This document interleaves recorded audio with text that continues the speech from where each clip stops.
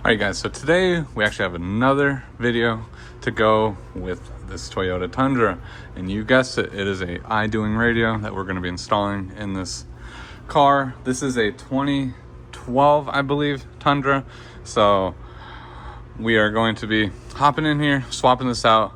This one does already have an aftermarket radio, but it's an older one, has no Apple CarPlay, Android Auto, or anything like that. So let's open up this one and I'll show you, because this is actually going to be a nice larger screen with some buttons and knobs. Inside here we have plenty of harnesses, all the accessory harness, and obviously we have the radio itself. Opening this up,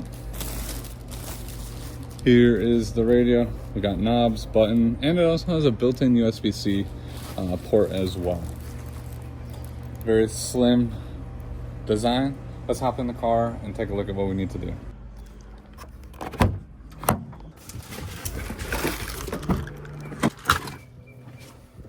All right, so hopping in, like I said, we got the new radio, and this is what we're dealing with. So this is an old radio. I don't know when it was installed, but it's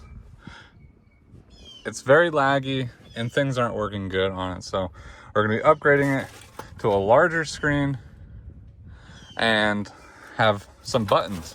So that's some of the biggest issue with some of these Android radios, is they don't have buttons and they don't have knobs. They usually always do the touch buttons on the side just to make it a lot easier and cheaper for everybody.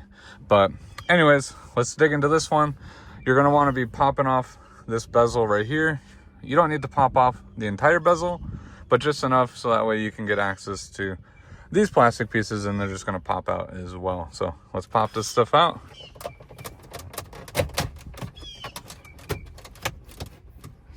So you're just going to want to pull this away just enough so that way we can get access to behind here. And everything else is pretty much held in with clips. So, and depending on if you have a factory unit or not, yours will obviously bolt it in. This one is just clipped in, so pretty simple. But if yours, you're gonna have to do all the unclipping as well as fully pull out the climate control, which we'll do that in just a second. But I'm just gonna disconnect everything on here now. So everything's undone except for the backup camera. So I'm gonna cut this, and then we'll be splicing in a new backup camera as well. And now this radio is separated. All right, so we're just gonna take the supplied harness and we're just gonna match up pretty much everything on here. All right, so now that I got pretty much everything matched up, I only found 3 connectors that matched up. So hopefully that's everything that this truck needs to get the steering wheel controls working, as well as obviously everything else. So plug it into the back of the radio and let's see what we get. So the radio literally booted right up. So it's asking me to set a color scheme. I mean, I guess I'll just keep it at what it is. I mean, this thing booted up super quick. So, I mean, that is a plus. But now let's go see if any of the features work on here. And it has 1 million apps. So I guess let's start with Apple CarPlay. So none of the buttons are working, as well as none of the steering wheel controls are working. So I can't really control the volume other than based on the touch screen. So definitely got to look into this real quick, make sure I have everything connected. But right now it's not working. So let me dig into that, make sure I have all the connectors connected properly, and then we'll figure that out. All right, so after a little bit of troubleshooting and finding out there's actually little tiny things on the back of the radio, I'll show you in just a second, that things from the harness need to plug into. That's why the volume knobs and everything were not working. So, but now the buttons and everything work perfectly fine, so no issues there. As well as the steering wheel controls, they at first did not work. And then I realized that you have to teach them the steering wheel controls. So in order to do that, if you go to the abundance amount of apps on here, I know there's somewhat of a glare, but if you go to control, then you get to this screen right here. So this screen, once you get here, you're just gonna tap like a plus sign, and then you're gonna find the key that you want to teach. So in this case, I haven't taught the forward and backwards buttons. So really all you do, I don't know if I'll be able to do this with one hand. So all you're gonna have to do is just hold the button that you want on the steering wheel, which is the volume or the next track here, and then find the next track button on here, which is this one right here, and then it taught it. So then to do the next one, we're gonna go hold the bottom one down and hold that. So now it taught those. And the middle one for mode, we'll do that one as well. So hit the plus sign, and then you're going to want source. So there's an SRC, which would be source, and then now the middle button's taught, and then there's phone buttons on here as well. So let's hook those up as well. So we're gonna hold the hang phone up here, then go to the next one. The other one is answer phone. And then there is a voice control button too. Sometimes they work, sometimes they don't. So let's go here. We're gonna hit the button and we're gonna find the Bluetooth mic and hook it up. So now pretty much all the steering wheel controls have been taught. I did forget there is a mute button on here too, so I did not see that. So we will hold, actually there is not a mute button. So now everything is saved. So let's make sure volume up and down are working. Let's go to the radio, wherever the radio is on here. Okay, it's a media icon. So on this one, it's the media icon. So we can go.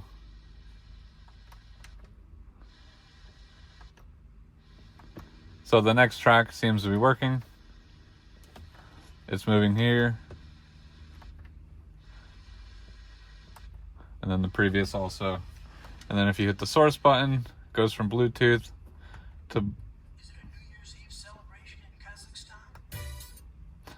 factory, whatever. I mean, it has a lot of factory stuff put on here. So everything seems to be working as it should. So, and then I had already tested wireless Apple CarPlay, and it's super simple. You're always going to want to connect to Bluetooth.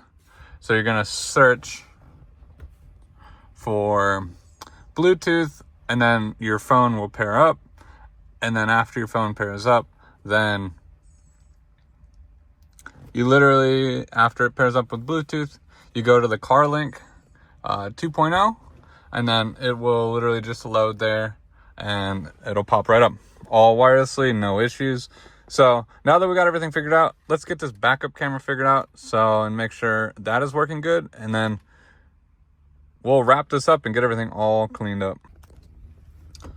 So the connectors that I was talking about earlier, you can see there's a tiny one right there, as well as there's another one that's hidden over there as well. So they're all kind of like hidden inside of the harness that they supply. So you will have to find them and then plug those in. And that's how you get the volume knobs and the canvas and everything to work properly, because I didn't plug them in and I had no idea that those little connectors were in there. So, but now I'm in the process of trying to get the backup camera worked. I'm just trying to just quickly wire nut some stuff together to see what triggers the backup camera on this radio, because right now I can't get it to power on. So I got to figure out where it needs to get its power from to actually kick on. All right, definitely not the easiest radio to get back into place, but it fits good, but it's just not the easiest. I was able to get everything except for the backup camera. I don't know why it's not triggering the backup camera, but every time I try it, I've messed with it a million times, and I went to the settings and I just cannot get the backup camera to trigger on. Let's start the car and make sure everything else is working good.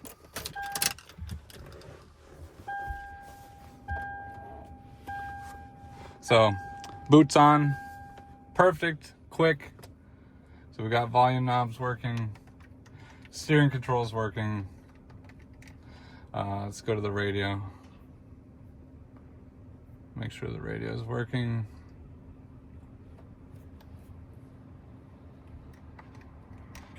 Jackpot is rising. So radio is working good, sound is working. So I think this thing is pretty much all ready to go. Like I said, I have the backup camera hooked up, but nothing wants to trigger it. So I gotta dig into it and see what is going on. But I looked at all the power. I made sure the power to the trigger is coming up to 12 volts and everything's there. It just, I think there's a setting in the radio that will not let this kick on. I will give you an update if I find one. So, and I just routed the 2 USBs and a blank slot right now.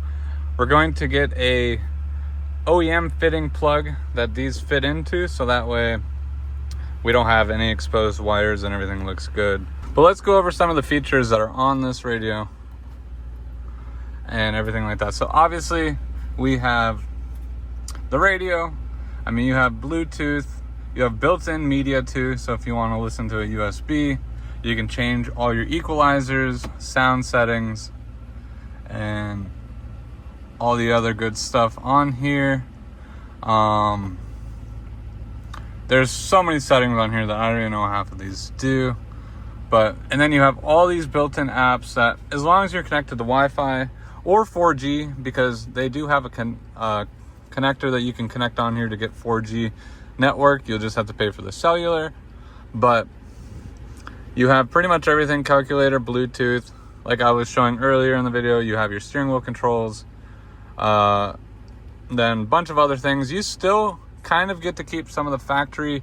If you had a touchscreen, I don't know if the 2012s did, but a lot of Toyotas had the trip information that you could look up. And then it has YouTube, Waze, all that stuff built in. But my thing is CarLink 2.0 is where you get CarPlay and everything like that, and it's all wireless. Just connect to Bluetooth. Settings, there's a bunch of settings in here. Like I said, network settings, you can connect to the internet, GPS settings, Bluetooth settings, just some general settings. And when you turn your headlights on, these light up in the background. So you can change, I believe there's actually a setting in here that you can change the color of the lantern lights. But you can change those if you want. I'm just gonna keep it on white. All sorts of other settings. Then you have factory settings. I'm not sure what wired settings does, but you have that. Protocol settings, which is kind of just some basic stuff of your MPG, tire pressure if you have the module for it. External temp. I'm not sure if it shows you your temperature anywhere around here. So, but you could turn on, but you could change that to Fahrenheit or Celsius. And a couple other settings that, depending on the model of your car, you can get to. Display, you can turn up the brightness, darkness. Sound, you can mess with the equalizer as I was showing you before. There's a lot of other stuff. All the apps, storage. Like I said, you can store stuff on here. Location, accounts, system. And then this is also running Android 13. So it's running the latest version of Android. That's mainly it. So, but yeah, very cool. And then you have a cool touchscreen, home screen. I don't know if you can customize this how much, but as you recently used, if you have GPS, all the other stuff turned on, you can do that. I don't know why it shows a fancy